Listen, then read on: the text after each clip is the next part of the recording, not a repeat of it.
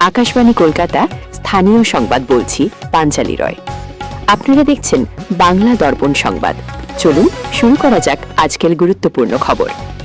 প্রচণ্ড গরমেও টানা 4 দিন ধর্নায়, মমতার শারীরিক অবস্থা নিয়ে চিন্তিত অভিষেক।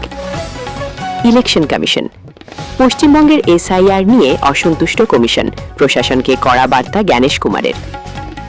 উত্তরবঙ্গে সপ্তাহ জুড়ে বৃষ্টি, দক্ষিণের কয়েকটি জেলায় কালবৈশাখীর পূর্বাভাস, 50 কিমি গতিতে বইতে পারে ঝড়। Election commission on WB vote, বাংলার এসআইআর নিয়ে অসন্তুষ্ট খোদ ভারতীয় নির্বাচন কমিশন। আপনারা দক্ষ বিচক্ষণ, তাও কিভাবে কমিশনের গাইডলাইন্স ফলো করতে ব্যর্থ হলেন আপনারা? সোমবার বৈঠকেই জেলা শাসকদের ধমক জাতীয় নির্বাচন কমিশনের। পশ্চিমবঙ্গে ভোট মানে কি অশান্তি? এই প্রশ্নটাই এবার সরাসরি তুললেন মুখ্য নির্বাচন কমিশনার জ্ঞানেশ কুমার। রাজ্যে পা রেখেই প্রশাসনিক ও পুলিশি কর্তাদের কড়া ভাষায় ভর্ৎসনা করলেন তিনি। স্পষ্ট বার্তা, অশান্তি বা গাফিলতি কোনোটি বরদাস্ত করবে না নির্বাচন কমিশন। বাংলায় আসন্ন নির্বাচনকে সামনে রেখে প্রশাসনিক তৎপরতা তুঙ্গে, কিন্তু সেই তৎপরতায় কি খামতি রয়ে গিয়েছে? সোমবার রাজ্যে সেই জেলা শাসক, পুলিশ সুপার এবং উচ্চপদস্থ আধিকারিকদের সঙ্গে বৈঠক করেন মুখ্য নির্বাচন কমিশনার জ্ঞানেশ কুমার। আর সেই বৈঠকেই যেন আগুনের গোলা বর্ষণ করলেন তিনি। প্রথম দিনের বৈঠকে কি বললেন জ্ঞানেশ কুমার? ভোট হিংসা নিয়ে কড়া প্রশ্ন। সব রাজনৈতিক দল কমিশনের কাছে অভিযোগ জানিয়েছে। কমিশনের প্রশ্ন, অন্য রাজ্যে এত হিংসা দেখা যায় না, বাংলাতেই কেন ভোটের সময় এত অশান্তি? এবার এসব চলবে না। দায়িত্বে অবহেলা নয়, জেলা শাসক হন বা পুলিশ কমিশনার, গাফিলতি দেখলে কাউকে রেহাত করা হবে না। সরাসরি হুঁশিয়ারি দিয়ে তিনি বলেন, নির্বাচনের পর দোষী সাব্যস্ত হলে পদক্ষেপ অনিবার্য, কেউ পালাতে পারবেন না। হি কান্ট এসকেপ। গাইডলাইন মান্যতা, দায়িত্বশীল অফিসার হয়েও কমিশনের গাইডলাইন কেন মানা হয়নি তা নিয়েও কড়া জবাবদিহি চেয়েছেন তিনি। লক্ষ্যবস্তুতে 7 জেলার ডিইও, শুধু পুলিশ বা সাধারণ প্রশাসন নয়, এবার 7 জেলার ডিইওদের ওপর বিশেষ নজর কমিশনের। সূত্রের খবর, বিশেষ নিবিড় পরিমার্জন স্পেশাল ইন্টেন্সিভ রিভিশন পর্বে গাফিলতির দায়ে আলিপুরদুয়ার, কোচবিহার, মালদা, মুর্শিদাবাদ, হুগলি, হাওড়া এবং পূর্ব বর্ধমানের ডিইওদের তীব্র ভর্ৎসনা করা হয়েছে। কমিশনের সাফ কথা, ডিজিটাল ফুটপ্রিন্টের মাধ্যমে প্রত্যেকের কাজের হিসেব রাখা হচ্ছে, গাফিলতির দায় কমিশন নেবে না। অন্যান্য বার্তা, 25টি নোডেল এজেন্সিকে নির্বাচন সংক্রান্ত নির্দেশ কড়াভাবে পালনের নির্দেশ। নির্বাচন পরবর্তী হিংসার অভিযোগ এলেও কড়া পদক্ষেপের বার্তা। বাংলার এসআইআর বা স্পেশাল ইন্টেন্সিভ রিভিশনের কাজেও কমিশন অসন্তুষ্ট। নির্বাচন কমিশনের এই কড়া বার্তার পর প্রশাসনিক কর্তারা কতটা সতর্ক হন এবং এবারের ভোট কতটা শান্তিপূর্ণ হয়, সেটাই এখন দেখার বিষয়। প্রচণ্ড গরমেও টানা 4 দিন ধর্নায়, মমতার শারীরিক অবস্থা নিয়ে চিন্তিত অভিষেক। নিজস্ব প্রতিনিধি, ভোটার তালিকা থেকে বিশেষ নিবিড় সমীক্ষার এসআইআর এর ওছিলায় 63 লক্ষ বৈধ ভোটারদের নাম বাদ দিয়েছে নির্বাচন কমিশন।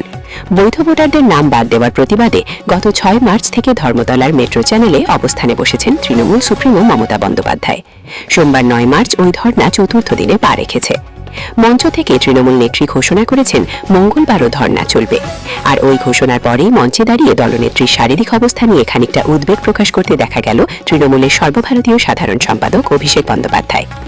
গত 4 দিন ধরে সকাল থেকে রাত পর্যন্ত লাগাতার ধর্না দেওয়ার পাশাপাশি সভা পরিচালনার কাজও নিজের কাঁধে তুলে নিয়েছেন তৃণমূল সুপ্রিমো।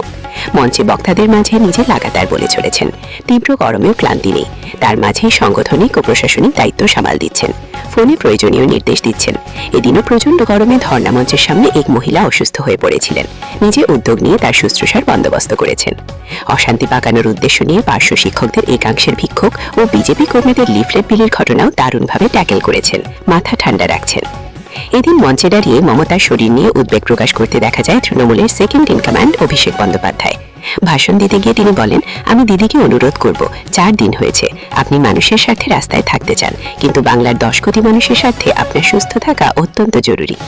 ঝড় জল বৃষ্টির মধ্যে আপনি নিজের শরীরের উপর এই অত্যাচার আর করবেন না।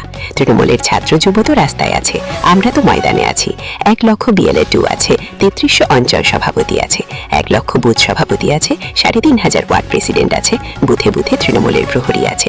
আমরা বুঝে নেব, আমরা শুধু ভোটের সময় রাজনীতি করতে আসি না। যদিও ওই অনুরোধে সাড়া দেননি অদম্য মনের জোরের মানুষ হিসেবে পরিচিত মমতা, বরং সতীর্থেদের উদ্দেশ্যে আহ্বান জানিয়েছেন মঙ্গলবারও ধর্না চলবে, আপনারা সকাল সকাল আসুন। বুধবারের পর থেকে দক্ষিণবঙ্গে তাপমাত্রা বাড়তে পারে। বৃহস্পতিবার থেকে রবিবারের মধ্যে দক্ষিণের জেলাগুলিতে 2 থেকে 3 ডিগ্রি সেলসিয়াস বাড়তে পারে তাপমাত্রা। কোন কোন জেলায় বৃষ্টির সম্ভাবনা রয়েছে, ফাইল চিত্র। রাজ্যে এখনো থামছে না হালকা বৃষ্টি, সঙ্গে বইতে পারে ঝোড়ো হাওয়া। তবে বৃষ্টি হবে বিক্ষিপ্তভাবে।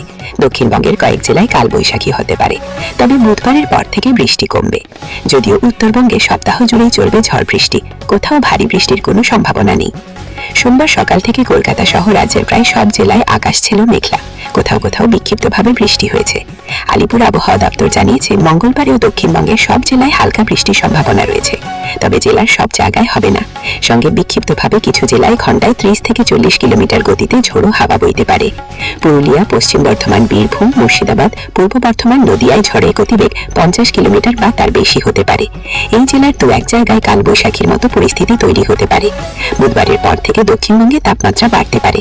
বৃহস্পতিবার থেকে রবিবারের মধ্যে দক্ষিণের জেলাগুলিতে 2 থেকে 3 ডিগ্রি সেলসিয়াস বাড়তে পারে তাপমাত্রা। উত্তরবঙ্গে দার্জিলিং, জলপাইগুড়ি, কালিম্পং, আলিপুরদুয়ার, কোচবিহারে সপ্তাহ জুড়ে চলতে পারে বজ্রবিদ্যুৎ সহ বৃষ্টি, তবে বৃষ্টি হবে হালকা থেকে মাঝারি। সঙ্গে 30 থেকে 40 কিলোমিটার গতিবেগে দমকা ঝোড়ো হাওয়া বইতে পারে। মালদা, উত্তর ও দক্ষিণ দিনাজপুরে বুধবার পর্যন্ত ঝড় বৃষ্টির সম্ভাবনা। উত্তরবঙ্গে আপাতত তাপমাত্রার হেরফের হচ্ছে না। হালকা বৃষ্টির সম্ভাবনা রয়েছে কলকাতায়, সেখানে মঙ্গলবারও আকাশ থাকতে পারে আংশিক মেঘলা, তবে ভারী বৃষ্টির কোনো সম্ভাবনা নেই। কয়েক পাশলা বিক্ষিপ্তভাবে হালকা বৃষ্টি হতে পারে। হাওয়া অফিস জানিয়েছে বিহার থেকে একটি অক্ষরেখা ঝাড়খণ্ড, ছত্তিশগড় পর্যন্ত বিস্তৃত হয়েছে। তার প্রভাবে প্রচুর জলীয় বাষ্প ঢুকছে রাজ্যে। সে কারণে উত্তর থেকে দক্ষিণের সব জেলায় বুধবার পর্যন্ত বৃষ্টির পূর্বাভাস রয়েছে। অন্যদিকে পশ্চিমী ঝঞ্ঝা সিকিম এবং উত্তরবঙ্গের উপর দিয়ে যাবে। তার প্রভাবে বৃহস্পতিবার থেকে উত্তরবঙ্গের পার্বত্য এলাকায় বৃষ্টির সম্ভাবনা।